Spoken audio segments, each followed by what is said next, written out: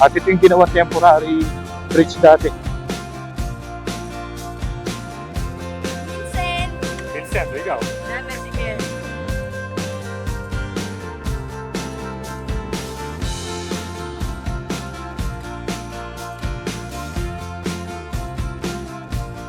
Ang dami tinambak rito. Kaya pa yung ano, yung buhangin, no?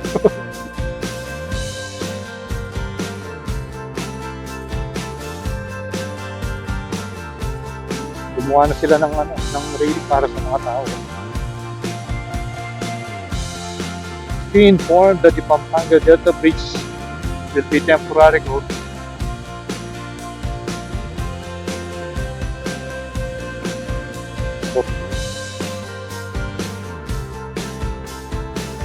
Tara.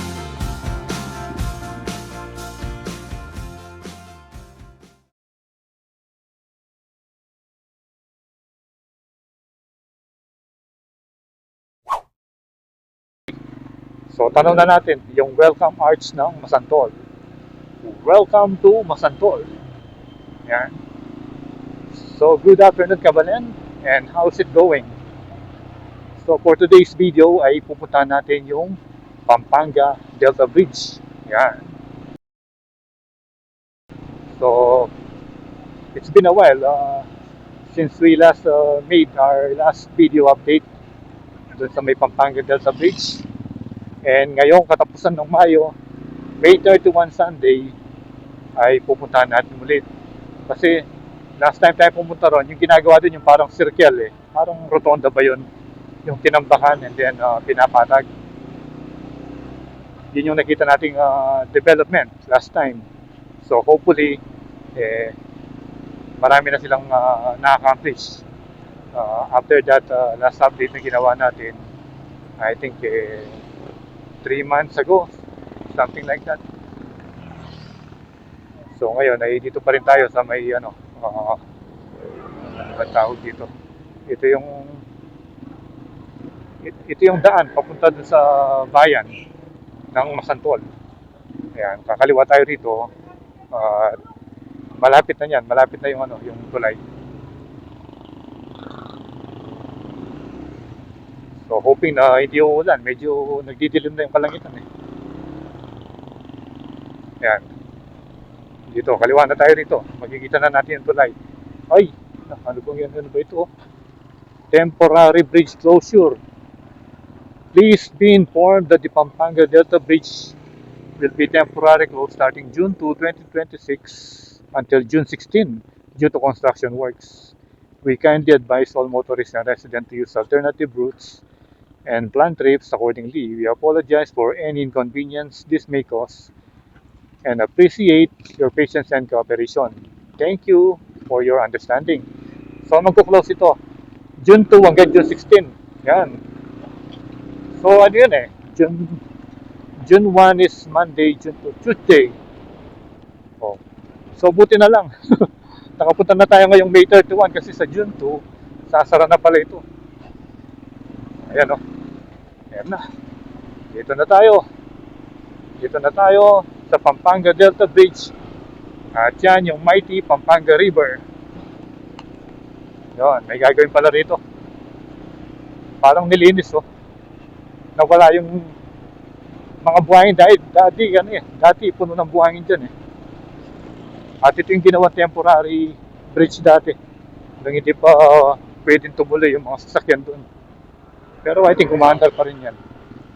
Kasi malaking tulong pa rin yan eh. Yun. Ayan na.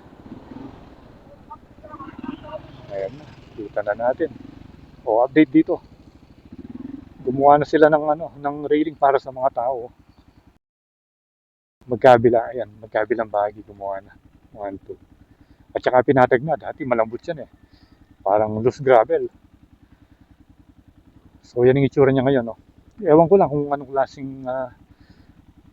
klaseng works o yung gagawin nila, yung job description sa loob ng June 2 to June 16 pag sinara yung Delta Bridge na to. Parang island yun, no? Ngayon. Ayan, so hanap na tayo ng spot para mapaliparan natin ang drone. Mainit dito eh. Medyo ano.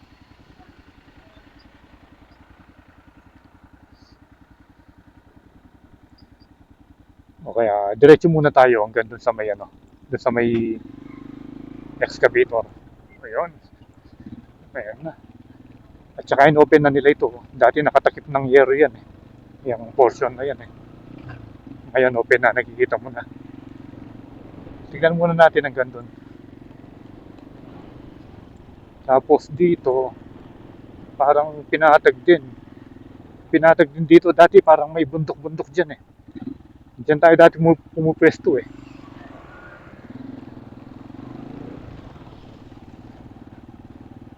Ano,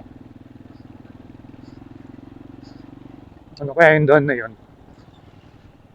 Paikot lang siguro. Yun, napatag na pala hanggang dito. Pero ewan ko lang kung nasimentuan na yan. Pero I think hindi pa. Ayan o. Ayan, ayan ang itsura niya o.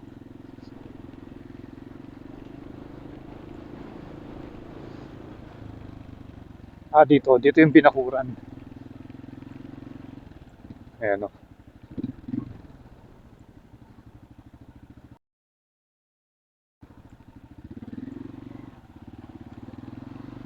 Ayan. Ayan ang itsura ng development dito.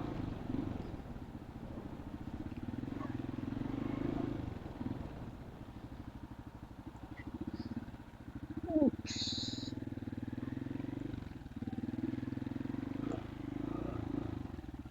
Ayan yung itsura niya. Nakapalibot ng palaisdaan. Pero ang ganda tingnan niya pag nasa aerial view yung kuha. Makikita mo parang may rotonda. So siguro doon na lang sa tuloy tayo magpalipad kasi medyo ano na eh. Medyo nagdidilim na naman.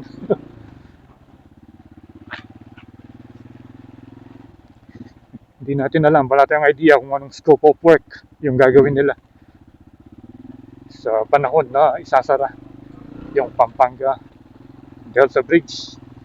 Ayun ang ganda niya rito.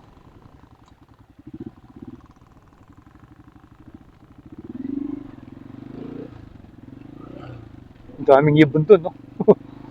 Ayun, no? Daming tagak. Dito kaya. Dito, medyo walang masyadong shade. Picturean muna natin si Pongkan dito. So kanina, nagmotor tayo. Nakarating tayo hanggang doon sa may Baco. Yan. And then, nakita tayo ng dalawang batang ito. Akala nila nagtitrail tayo rito. Eh, ano rito eh. Puro mga plaisdahan yun dito. Walang trail dito sa bundok. Meron, marami. Candelaria. Oh, Candelaria. taga Candelaria pala sila. So, bago tayo mag-drone, yan. Nakita tayo nitong dalawang ito. Ano pangalan mo? Vincent. Vincent, o ikaw? John Ezekiel. John Ezekiel at saka si Vincent, taga Candelaria. Yan, o. So, wala silang magawa ngayon, nagbabike dahil sa Monday may pasok na, no? O, yan. O, samantalayin yung remaining days ng bakasyon. Tayo yung Pampanga Delta Bridge. So, gaya ng sabi ko kanina, yung nakita natin na nakapastil doon na sa June 2 hanggang June 16, sasara pala yan. So, walang makadaan. So, wala tayong mapagtanungan dito kung anong scope of works ba yung gagawin nila, kung bakit nila isasara yung Pampanga Delta Bridge. Gagawin yung daan. Alam nyo? Oo.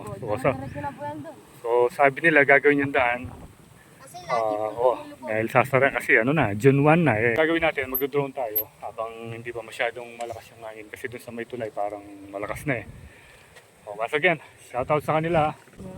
Ito, panoorin nyo. Sa YouTube yan ha. Ayan o. Thank you.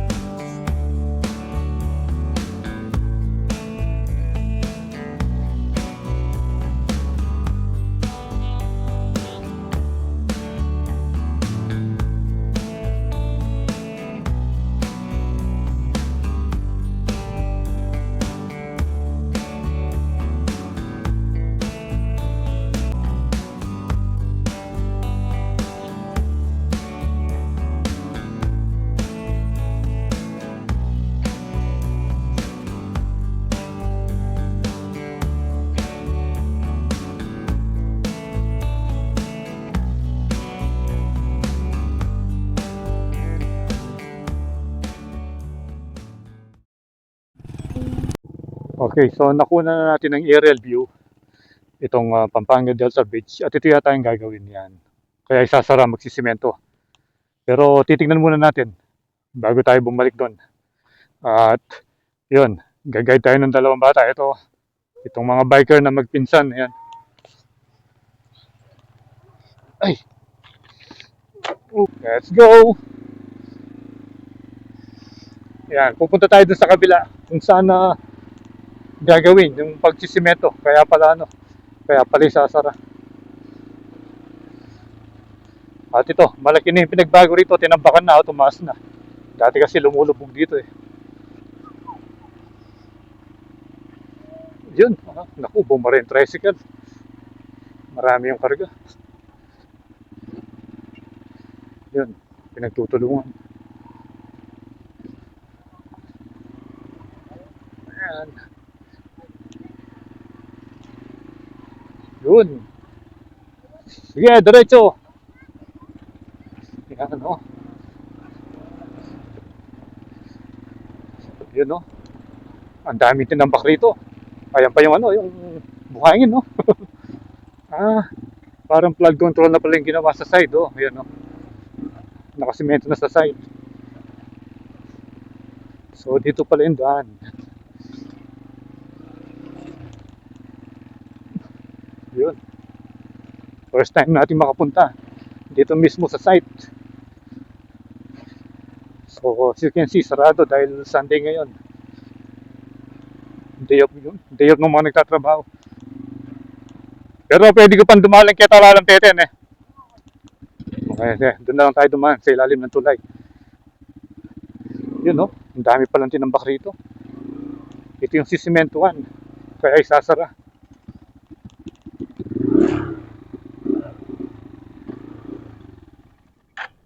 Wait lang.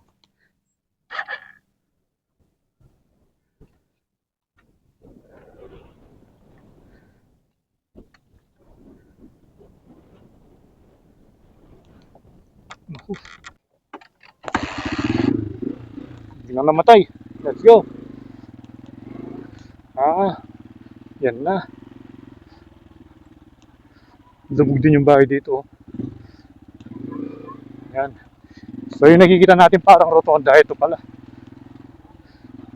Ang dami palang natambakan, no?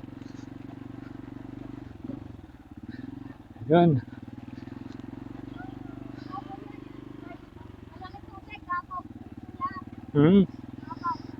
Oo, apaw.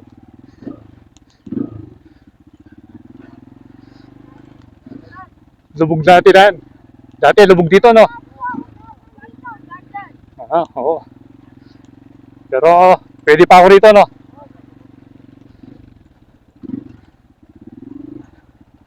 Ang dami palang natambakan. So good news ito dahil may progress. Ito, lubog na yung mga drainage. Dahil tinambakan nga ito, siyempre, yung tubig pupunta dun sa magkabilang side. Pero ito, parang open naman sa mga lokal dito, yung daan. Oo, doon, lubog pa rin, no?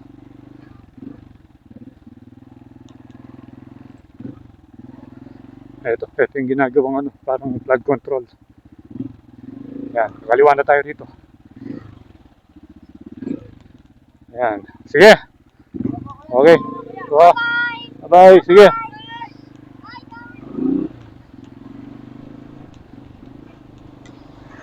Tingnan natin yung itsura dito. Ito, naglalagay pa sila ng mga sheet piles. Ayan, no? Uy, ang haba ng sheet piles dito. Baka puputulin na yan, no? Yan. Oops. Tingnan nyo yung bahay, oh. Lubog.